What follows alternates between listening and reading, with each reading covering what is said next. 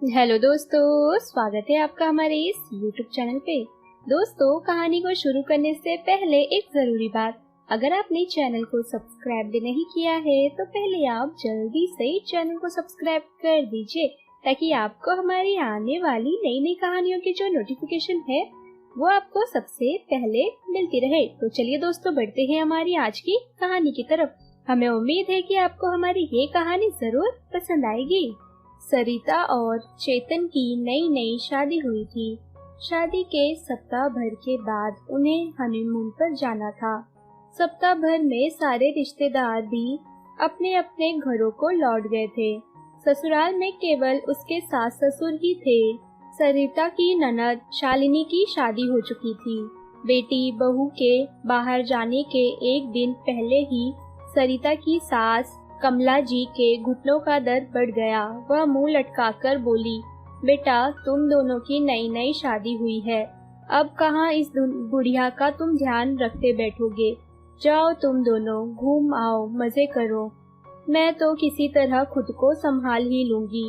अब कोई भी बेटा और बहू ऐसी बात सुनकर अपनी माँ को ऐसे हालत में अकेले छोड़कर घूमने कैसे जा सकते थे। इसलिए उन्होंने हनीमून पर जाने का प्लान कैंसिल कर दिया। कमला जी तो मन ही मन बहुत खुश हो गई थी। यही तो वो चाहती थी। उनके मन में यह बात बैठ गई थी कि शादी के बाद उनकी बहू उनके बेटे को उनसे बहुत दूर कर देगी। इसलिए वह बेटे और बहू को एक साथ ज्यादा समय बिताने ही नहीं देती थी। सप्ताह भर के बाद सरिता के ससुर जी चंडीगढ़ चले गए, जहां पर वो जॉब किया करते थे। अभी 2 महीने पहले ही साल भर के लिए उनका ट्रांसफर चंडीगढ़ हुआ था। अपने परिवार को इस तरह अकेला छोड़कर उनका जाने का मन तो बिल्कुल भी नहीं था, लेकिन उन्होंने सोचा कि साल भर की ही तो बात है, इसलिए वह चले गए। अब घर में केवल सरिता, चेतन और कमला जी ही रह गए थे। चेतन तो दिन भर तो ऑफिस में बिजी रहता था और फिर शाम को उसके ऑफिस से आने के बाद सरिता रसोई में व्यस्त रहती थी और वह कभी बाजार चला जाता था, कभी माँ की दवाइयाँ लाने चला जाता, तो कभी किसी का फोन आ जाता, कभी किसी पड़ोसी के यहाँ चला जाता। इसी तरह शाम का समय व्यतीत हो जाता था। डिनर के बाद भी देर रात तक कमला जी बहू को अपने पास ही उलझाए रखती थी। नव विवाहित जोड़ा एक दूसरे के साथ समय बिताने का आतुर था, लेकिन कमला जी कुछ न कुछ तरकीबें लगाकर दोनों को दूर रखे रहती थी। उस पर भी छुट्टी वाले दिन उनकी तबीयत कुछ ज्यादा ही खराब हो जाती थी, जिसके कारण बेटा और बहू उन्हें अकेले छोड़कर कहीं पे नहीं जा पाते थे और वो आधी रात को भी जाकर बेटे बहू के कमरे का दरवाजा खटखटा दिया करती थी कि उनकी तबीयत ठीक नहीं लग रही है। नई नवेली दुल्हन बनी सरिता के भी बहुत सारे अरमान थे। सरिता झिझक के कारण किसी से अपनी समस्या बांट भी नहीं पा रही थी। वह भीतर ही भीतर घुट रही थी। एक दिन उसकी ननद शालिनी का फोन आया और वह बोली, भाभी अब तो आपकी शादी को पूरे 7 महीने हो चुके हैं। मैं तो भाई के लिए बहुत खुश हूँ कि उन्हें आप जैसी सुंदर और सुशील पत्नी मिली है। अब तो बस जल्दी से मुझे आप खुशखबरी भी सुना देना, ज्यादा देर मत करना। पति प्रेम को प्यासी सरिता ने जब अपनी ननद की यह बात सुनी तो उसके हृदय में पीड़ा की लहर उठ गई और उसकी आंखों से अश्रुओं की धारा फूट पड़ी। वो मन ही मन सोचने लगी कि 7 महीनों में मुश्किल से चेतन और वह 3 से 4 बार ही एक दूसरे के करीब आ पाए हैं। ऐसे में ननद जी खुशखबरी सुनाने की बात कह रही है। बच्चे क्या पेड़ों पर उगते हैं कि बगीचे में गए और तोड़ लाए। यहाँ पति पत्नी को साथ समय बिताने का मौका ही नहीं मिल रहा है और लोगों को बस खुशखबरी सुननी है। एक रविवार को चेतन और सरिता ने चुपचाप मूवी जाने का भी प्रोग्राम बना लिया था। जब तक उन्होंने माँ को इसके बारे में नहीं बताया था तब तक तो वो ठीक ठाक ही थी, लेकिन जैसे ही वह दोनों तैयार होकर बाहर निकलने लगे। वह अपना पेट पकड़कर लेट गई और बोली, मुझे पेट में बहुत तेज दर्द हो रहा है, लेकिन तुम लोग जाओ, घूम आओ, मैं खुद को संभाल लूंगी। सरिता गहरी सांस छोड़ते हुए सोचने लगी, लो फिर से शुरू हो गया पेट दर्द। तभी दरवाजे की घंटी बजी। सरिता ने जाकर दरवाजा खोला तो सामने उसकी ननद शालिनी खड़ी थी। भाई भाभी को तैयार देखकर बोली, अरे वाह, आप दोनों घूमने जा रहे थे क्या? तभी चेतन बोल पड़ा, हाँ, लेकिन माँ की तबीयत खराब हो गई है तो हम नहीं जा रहे हैं। शालिनी ने चिंतित स्वर में कहा, क्या हुआ माँ को? मैं तो माँ के मनपसंद छोले भटूरे लेकर आई थी कि हम सब पार्टी करेंगे। सरिता बोली, लेकिन मम्मी जी छोले भटूरे कैसे खाएंगी? उनके पेट में तो दर्द हो रहा है।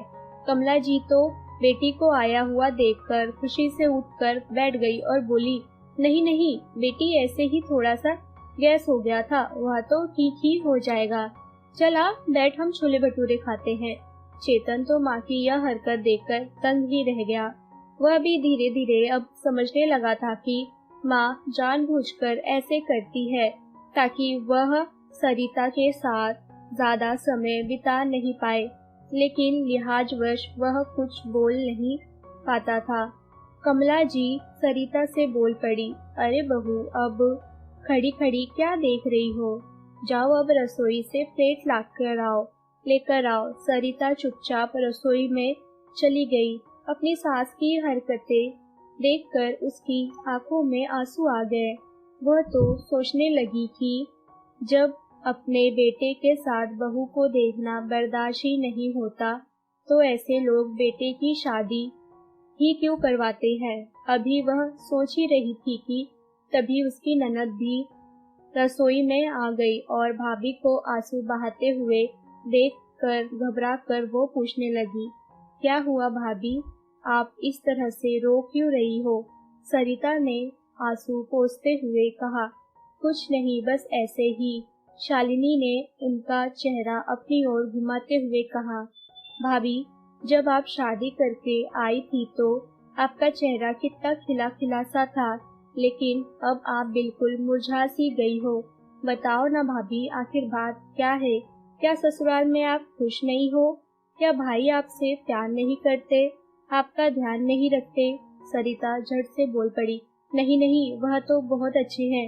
लेकिन सरिता बोलते बोलते अचानक से रुक गई। शालिनी ने जिद करते हुए कहा, लेकिन क्या भाभी, क्या हुआ, बताओ तो सही। आप बताओगी नहीं तो मुझे आखिर पता कैसे चलेगा? माँ की वजह से आज आप घूमने नहीं जा पाई, इसलिए उदास होना। ननद के बार बार पूछने पर आज सरिता चुप न रह सकी। उसका मासूम सा दिल इतने महीनों से जो तकलीफ का बोझ अकेले सहन किए हुए था, वे सारी तकलीफ और दर्द उसकी आंखों से के रास्ते बह निकला। उसने सुबकते हुए कहा, बात तो सिर्फ आज की नहीं है ननद जी, यह तो शादी के बाद से ही शुरू हो गया था। उसके बाद सरिता ने रोते हुए अपनी सारी बातें अपनी ननद को बता दी और अंत में बोली कि याद है, आपने उस दिन फोन पर कहा था कि अब मैं आपको जल्दी खुशखबरी सुना दूं। अब आप ही बताइए ननद जी, मैं खुशखबरी अब कैसे सुनाऊं? तो उसने सरिता का हाथ थामते हुए कहा, आपने यह सब मुझे पहले क्यों नहीं बताया भाभी? सरिता ने धीमे स्वर में कहा, किसी को बताने में बहुत शर्म आ रही थी और डर भी लग रहा था कि कहीं मुझे गलत ना समझ लिया जाए कि मैं अपने कर्तव्यों से मोड़ रही हूँ, अपनी सास की देखभाल नहीं करना चाहती। शालिनी ने उसका चेहरा ऊपर उठाते हुए कहा, ऐसी बात नहीं है भाभी। भाभी, घर में बुजुर्ग तो होते ही हैं, उनकी देखभाल और सेवा करने का यह मतलब नहीं है कि पति पत्नी अपनी खुशियों और अरमानों का गला घोट दे। भाभी, आप चिंता मत करिए, मैं आज ही इस बारे में माँ से बात करती हूँ। एकांत मिलते ही शालिनी अपनी माँ के कमरे में गई। उसने माँ के पास बैठकर उनका हाथ अपने हाथों में लेकर कहा, माँ, मुझे आपसे बहुत ही जरूरी बात करनी है। मेरी बातें ध्यान से सुनना और उन्हें तुम समझने की कोशिश करना। कमला जी मुस्कुराते हुए बोली, अरे बेटी, मुझसे बातें करने के लिए तुझे भूमिका बनाने की क्या जरूरत है? खुलकर बोल, तू क्या कहना चाहती है? शालिनी ने कहा, अभी जब मैं आई तो मैंने सुना आपके पेट में दर्द है, लेकिन आप मेरी कसम खाकर बताओ, आपको पेट में दर्द नहीं था ना? उसकी बात सुनकर कमला जी ने नजरें झुका ली। शालिनी आगे बोली, माँ, आप बहू और बेटे को दूर क्यों करना चाहती हो? आपको क्या लगता है ऐसा करने से भाई खुश हो जाएंगे? आप भाई की खुशियों को क्यों नहीं देख पा रही हो? उन्हें भी तो अपनी पत्नी के साथ समय बिताने का मन करता होगा ना माँ? जरा सोचो, अगर मेरी शादी के बाद ससुराल में मेरे साथ ऐसा ही व्यवहार किया गया होता, तो मुझे मेरे पति से दूर रखा गया होता, तो क्या मेरे दर्द को महसूस करके आपको बुरा नहीं लगता क्या?